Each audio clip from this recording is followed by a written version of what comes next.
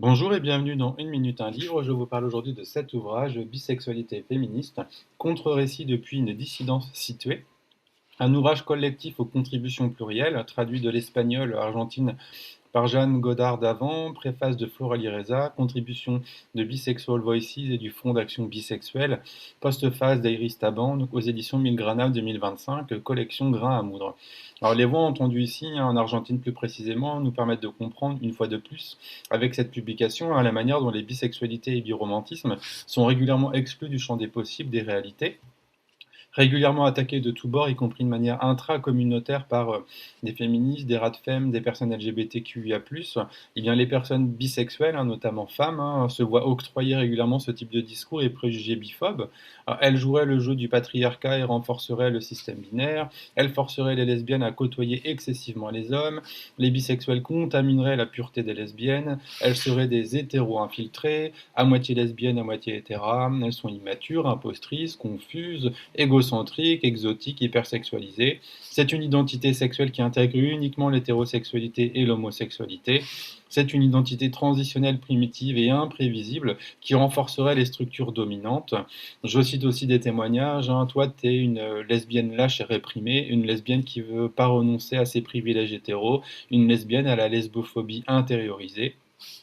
Une internaute également, avec le pseudo Bifurieuse, avait écrit: J'ai vu le féminisme radical m'expliquer que les vraies féministes sont lesbiennes, et que bon, les hétéras, elles n'ont pas le choix, mais les bis. Et donc si elles restent avec des hommes, c'est que c'est bien des traîtresses.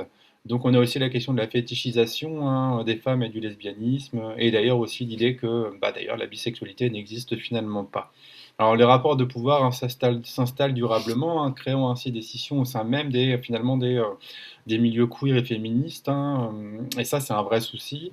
La bisexualité interpelle finalement par sa fluidité, sa liberté. Elle est perçue comme abstraite, instable, fluctuante négativement et comme une menace. Et pourtant la situation est meilleure qu'il y a une dizaine d'années.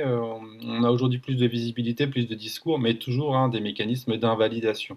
Donc cette invisibilisation de la bisexualité ne s'inscrit plus uniquement dans le domaine militant, mais aussi culturel en général, et dans son invalidation illusoire en tant que pratique.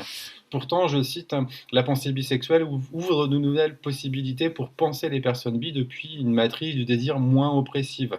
Bon, le message passe pas partout. Les personnes bi sont ainsi confrontées à la rigidité des catégories et sont souvent rabaissées avec mépris, comme étant finalement des entre-deux. Pourtant, Marjorie Garber explique que, je cite, si la bisexualité est en réalité, et comme je le suppose, non pas une orientation sexuelle, mais plutôt une sexualité qui défait la notion d'orientation sexuelle, une sexualité qui menace et questionne l'a priori binaire hétéro-gay, et qui déstabilise même, en raison de ses significations biologiques et physiologiques, les catégories de genre féminin-masculin, alors la recherche du sens du terme bisexuel offre une leçon d'un tout autre type.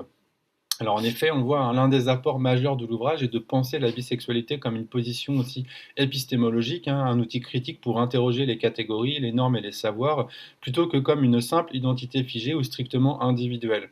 Enfin, le terme renvoie aujourd'hui aussi à une proposition de définition, loin d'une binarité tant critiquée, et vers donc ce qu'on appelle une attirance vers plus d'un genre, ou pour plus d'un genre. Donc l'ouvrage déplace finalement cette bisexualité du registre identitaire vers une position donc épistémologique critique, capable de déstabiliser donc ces catégories sexuelles et les normes dominantes. Et pour voilà encore une fois penser, on l'avait dit dans une précédente vidéo, mais penser finalement de nouvelles normes. Voilà, donc être bisexuel n'est ni une étape ni une hésitation. Voilà, c'est aussi une position, une affirmation en quelque sorte. Je vous invite vraiment à découvrir cet ouvrage dans la lignée des ouvrages actuels sur les questions de bisexualité. Voilà, je vous souhaite une bonne découverte, une bonne lecture, et je vous dis à bientôt.